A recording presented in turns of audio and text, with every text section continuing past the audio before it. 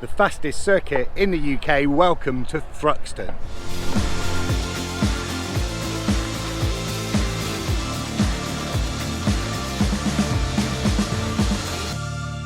Hello and welcome to Thruxton. It's race weekend number 4 for the catering graduates. I won't be racing today, but I've come along to enjoy the racing and watch my colleagues. In addition, we are supporting the Truck Championship, and whatever way you want to measure these racing beasts, they are impressive. 5 tons of weight, 1,000 horsepower, always a spectacle to watch. So I've come along today to enjoy the paddock and enjoy the racing. It's really good to see a level of normality beginning to return to these venues. So behind me, the Sigma 150s and Sigmaxes are heading to the assembly area ahead of their first race of the weekend. Now I am going to be joining Darren, our race clerk, up in race control to watch the race and find out a little bit more what goes on in race control and what it's like to be a clerk of the course. So Darren, thank you very much for sorting this out for me, and I'm sure everybody will find it really insightful as well. Now join me to take a look in race control. Red lights on. This will be at 01. Yeah. All points. Control Race start. Race start.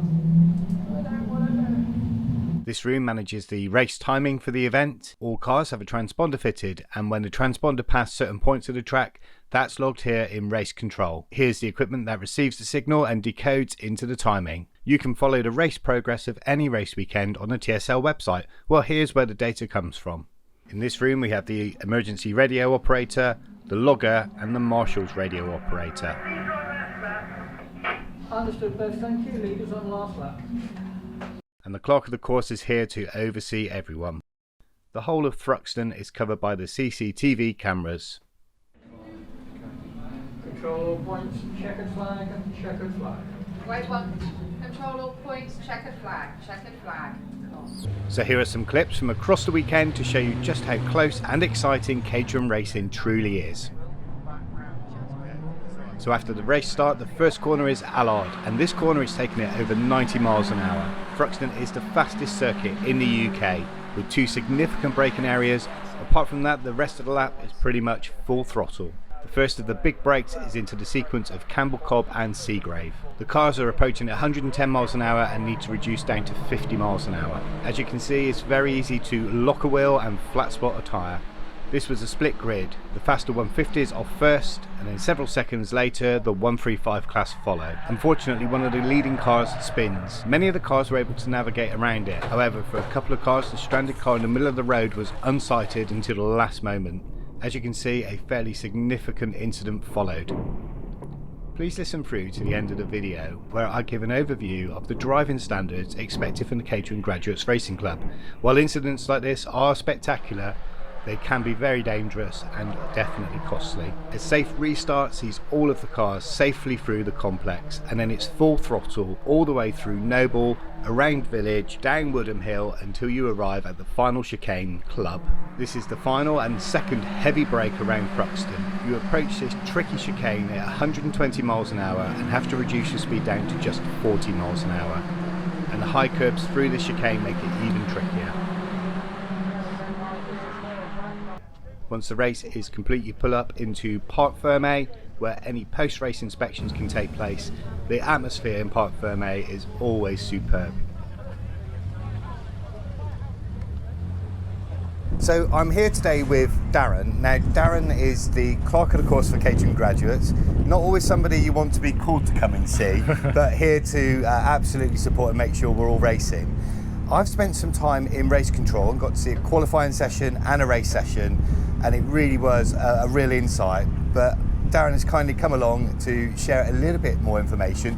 And Darren, you've been involved in motor racing for a long time. A long time, you know. I was born and bred on motor racing. My father was a clerk of the course, and my first actual official post on post was at the age of 11. My word. Yes, so I'm not going to say how old I am now, but it's about quite 10 a while. years ago then. Yeah, oh yeah, no, yeah. Thanks, Rob. Yeah. So long time. You was involved from a young age, and then you've kind of worked your way through, and now you've been a clerk for some time as well. Yeah, I got my clerk's license back in 1995, so that's what now 26 years. Wow. Almost as long as I've been married. Fantastic. And it'd be fair to say it's a family interest as well. You It mentioned. is, yeah, and my wife's also a clerk of the course and she looks after the junior saloon cars. Fantastic. Okay, and then today this weekend, you've been specifically looking after the Yep, grads. that's right. That's my task for this year. Is I've been appointed as permanent clerk for the grads, so they get some consistency for the year. One person looking after them for the whole of the year. So that's good. Brilliant. And so as a driver, you're there to look after us, make sure everything works well. I'm there to make sure that you, as drivers, you drive safely, and I try and make sure that every environment around you is safe as well. Brilliant. So from the race control area. Great. So from a driver's perspective, in front of the race, you'll always share any advice, best practice, what you're looking for. Yeah, we draw. Obviously with COVID at this moment, we draw up like drivers' briefing notes, which are printed and put online for you to read. In the traditional days, we used to have drivers' briefings where everyone would attend, and I would stand in front and preach to you. Hopefully that will come back because they are better than just notes. Okay, great. But equally, following a race weekend, we'll always get a summary as well, and if there's any lessons learned. Yeah, no, that's what I do now is, as permanent clerk, I put together a debrief notes from the meeting, which I pass through to the grads, which pass on to all the drivers.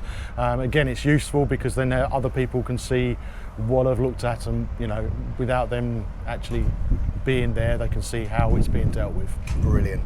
And then, being up in race control, it really struck me just how much was going on. There's lots of different positions. Yeah, no, in race control we have here at Thruxton this weekend, obviously with COVID there is a restriction on numbers, but we have approximately 5 permanent people in race control at any one time, and then we have the floating clerks that come in and work with those 5 fixed people.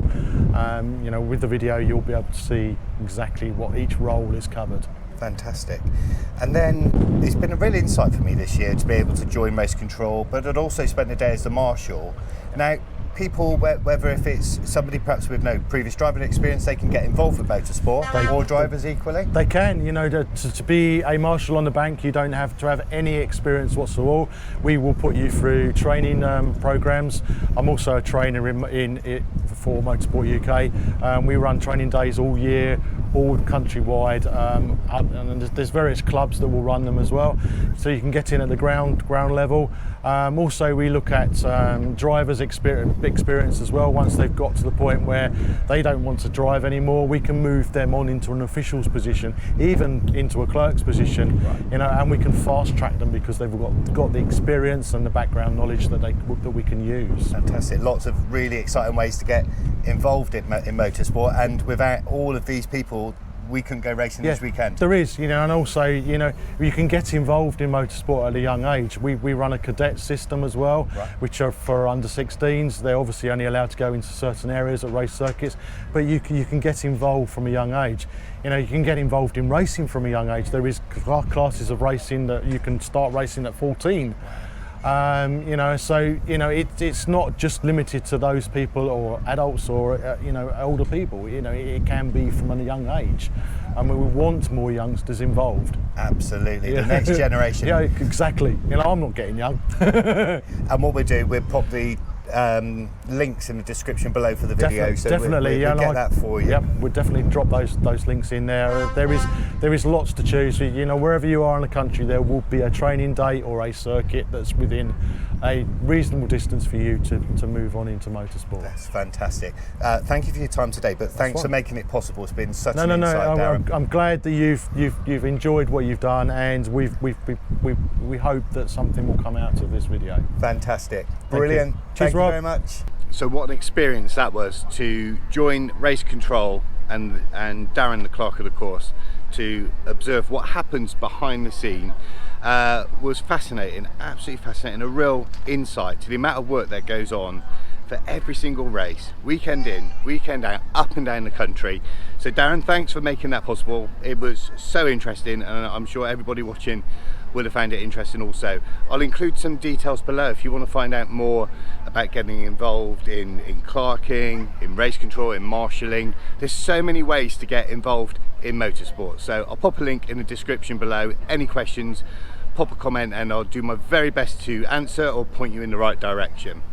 This year we are supporting the truck racing at a couple of rounds here at Thruxton and also at Donington in August. Donington promises to be a fantastic race meeting. With restrictions lifted, we are really hopeful to get a full capacity crowd and also be able to open the paddock to the public. Let's take a look at a few of the racing highlights.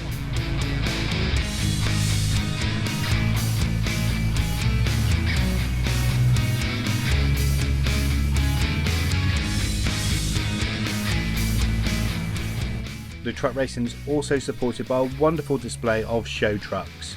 Let's take a look at some of these magnificent trucks which are polished within an inch of their lives.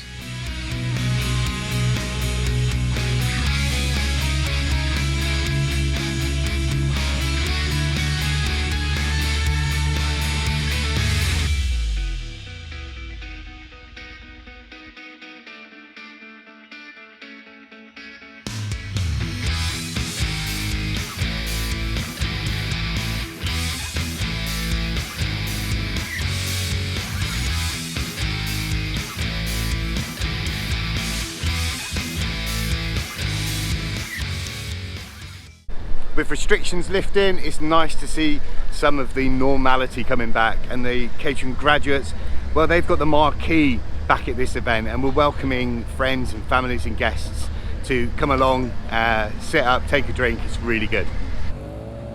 There were lots of other classes of racing. Minis are always fantastic to watch. The Hyundai Coupes made for excellent saloon car racing.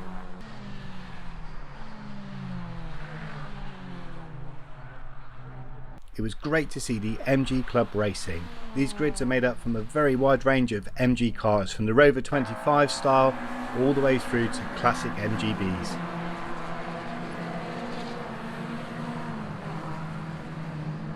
The Caterham Graduates Racing Club have their first principles: fun, inclusive, respectful, safe and cost effective. Whilst the club does its best to maintain a safe and respectful environment, unfortunately incidents do occur. Thankfully there have not been any serious injuries, but there have been some costly repairs for some drivers this year.